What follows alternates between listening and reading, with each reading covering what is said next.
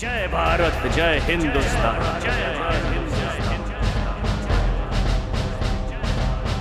क्रांतीरत्न वासुदेव बळवंत फडके यांची ही क्रांतिगाथा.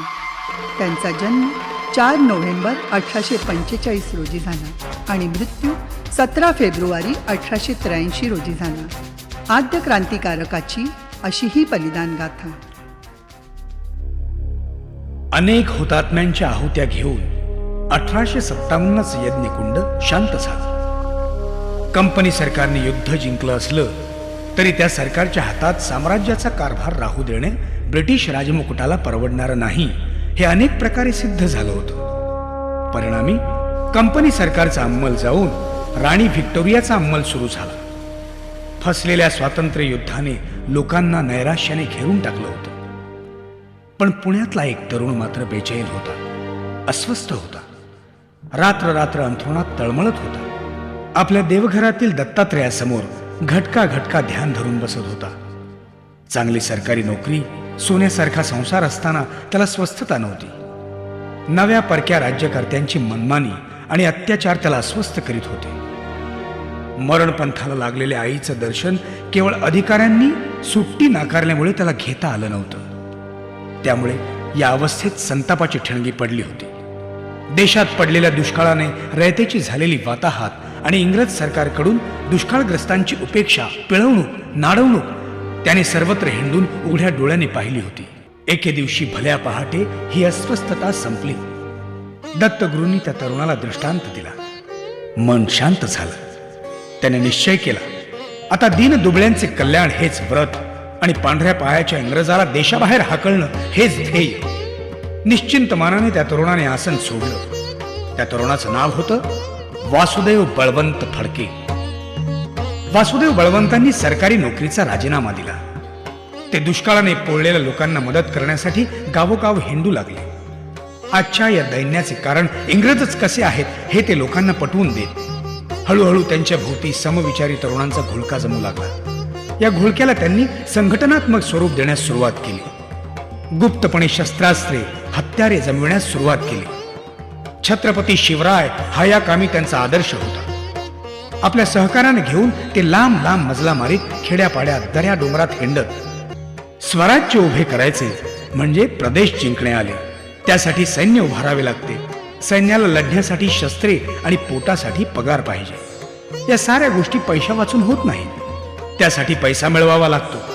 हे काम देणग्या गोळा करून किंवा भिक्षा मागून होणाऱ्यातले नाही.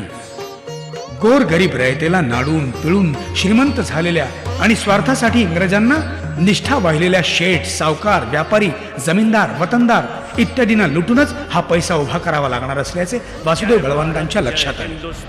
त्यासाठी दरोडे घालावे लागणार होते. स्वराज्यासाठी हे दिव्य करण्याची त्यांची तयारी होती. पहिला दरोडा घातला गेला धामारी गावात दौलतचंद किलाचंद मारवाडी नावाच्या सावकाराच्या घरावर. त्या दिवशी तारीख होती 13 फेब्रुवारी 1879. त्यानंतर दरोड्यांची मालिका सुरू झाली. प्रचंड लूट मिळू लागली. त्या पैशातून तलवारी, बंदुका, काडतुसे आणि इतर शस्त्रांची खरेदी केली जाऊ लागली. सैन्याचा पगार दिला जाऊ लागला. त्या व्यतिरिक्त फार मोठी रक्कम नाडल्या पिडल्या गरीब रयतेत वाटली जाऊ लागली. यामुळे साहजिकच लोक त्यांना त्राता मानू लागले. वेगवेगळ्या जाती जमातीचे अनुयायी फार मोठ्या संख्येने झपाट्याने त्यांच्या भोवती गोळा होऊ लागले.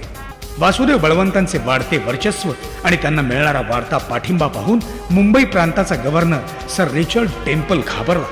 त्याला 1857च्या पुनरावृत्तीची आठवण होऊ लागली. सर टेम्पलने वासुदेव बळवंतांचा बंदोबस्त करण्यासाठी अत्यंत कर्तबगार आणि तडफदार म्हणून प्रसिद्ध असणाऱ्या मेजर विल्यम हेनरी डॅनियल नावाच्या सेनाधिकाऱ्याची खास नेमणूक केली. जनतेचा पाठिंबा एवढा भक्कम होता की जंग जंग पछाडून सुद्धा त्याला थोडा सुद्धा माग मिळू शकत नव्हता. जे काम बळाने साधत नाही ते काम पैशाने सहज साधते हे जाणून सर टेम्पलने वासुदेव बळवंतांवर ₹4000चे बक्षीस जाहीर केले. त्याला प्रत्युत्तर म्हणून वासुदेव बळवंतांनी पुण्याच्या कलेक्टरच्या डोक्यावर ₹3000चे तर मुंबईच्या गव्हर्नरच्या डोक्यावर ₹5000चे इनाम जाहीर केले. मोहिमेला सरळ मार्गाने यश येत नाही हे पाहून मेजर डॅनियलने फंद फितुरीस सुरुवात केली. याच दरम्यान दरोड्यात मिळणारी प्रचंड लूट पाहून काही रामोशांची बुद्धी फिरली. दरोडे घालण्याचा मूळ उदात्त हेतू ते विसरले. त्यांनी लूट दडपण्यास इतकेच नव्हे तर वासुदेव बळवंतांच्या नावावर परस्पर दरोडे घालून स्वार्थी हेतूने अत्याचार करून दहशत फैलावण्यास सुरुवात केली. त्याचा परिणाम असा झाला की मेजर डॅनियलच्या फंद फितुरीला हळूहळू यश येऊ लागले. त्याला वासुदेव बळवंतांचा माग सापडू लागला. वारंवार चकमकी झडू लागल्या. अशाच एका चकमकीत त्यांचा उजवा हात दौलतराव नाईक मेजर डॅनियलच्या गोळीला बळी पडला. नाईक पडल्यावर रामोशांमध्ये फाटाफूट झाली. काही बेईमानांना नाईलाजाने दूर करावे लागले. स्वार्थ साधेना म्हणून काही साथ सोडून गेले. सारेच विस्कळीत होऊन गेले. काही मोजक्या सहकाऱ्यांसह ते मेजर डॅनियलचा पाठलाग चुकवत रानोमाळ पळत होते. अपयश, प्रतारणा आणि उपासमारीमुळे त्यांना घोर निराशेने घेरले. नैराश्य दूर करण्यासाठी ते गाणगापुरास गेले. काही दिवसांनी ते श्री शैल येथे कृष्णा नदीच्या तीरावर जाऊन काही दिवस राहिले. अनुष्ठाने आणि तपश्चर्या करून त्यांनी नैराश्य झटकून टाकले. इंग्रजांशी नव्या दमाने लढा देण्यासाठी पुन्हा जोमाने उभे राहिले.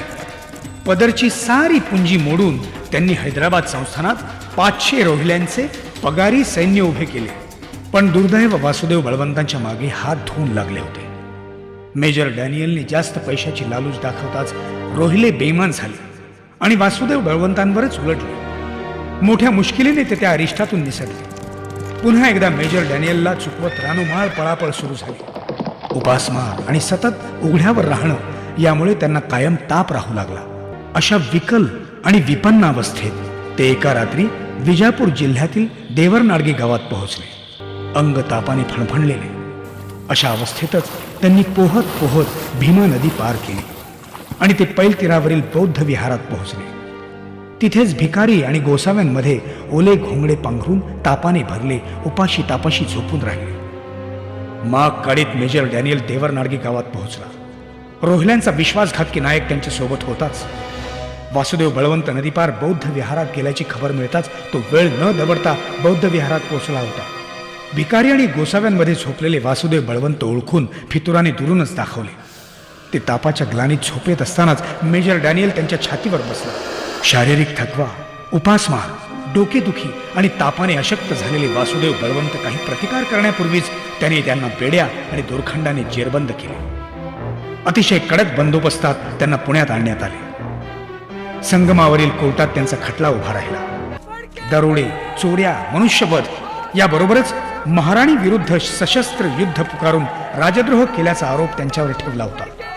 इंग्रजांचे भारतातील अन्यायी राज्य हे अनैसर्गिक आणि बेकायदेशीर असल्याने त्याने रचलेला हा खटलाच आपल्याला मान्य नसल्याची वासुदेव बळवंतांची भावना होती. त्यामुळे कोर्टासमोर कोणताही युक्तिवाद करणे त्यांना मान्य नव्हते. सुनावणीचे नाटक पूर्ण करून शेवटी जन्मठेप, काळे पाणी आणि हद्दपारी अशी कठोर शिक्षा ठोठावली गेली. शिक्षा जाहीर होताच थेट कोर्टातूनच त्यांना रेल्वे स्टेशनवर नेले गेले. गाडी थेट मुंबई बंदरात नेली. कैदी बोटीवर चढताच बोटीने नांगर उचलला आणि बोट एडनला रवाना झाली. एडनच्या तुरुंगात त्यांचा तो नाद छळ केला गेला. ते तुरुंग फोडून पळालं. पण अनोळखी वाळवंटी प्रदेश, परकी भाषा, मदतीचा अभाव अशा अवस्थेत पळणार तरी किती आणि कुठे? स्वाभाविकच ते पकडले गेले. अन्न पाणी तोडले गेले. अशा अनंत हाल अपेष्टा सोसत परक्या वाळवंटी भूमीत मातृभूमीपासून हजारो कोस दूर एकाकी अवस्थेत एडनच्या भीषण तुरुंगात या आद्य क्रांतिकारकाचे प्राण त्याचे नश्वर शरीर सोडून गेले. पण हे बलिदान व्यर्थ जाणार नव्हते. त्यांच्या चितेतून उठणाऱ्या ठिणग्यांमधून अनेक राष्ट्रभक्तांच्या काळजात हौतात्म्याचे स्फुल्लिंग पेटणार होते. त्याने चेतवलेली ही आग इंग्रजी राज्याचा बळी घेऊनच शांत होणार होती.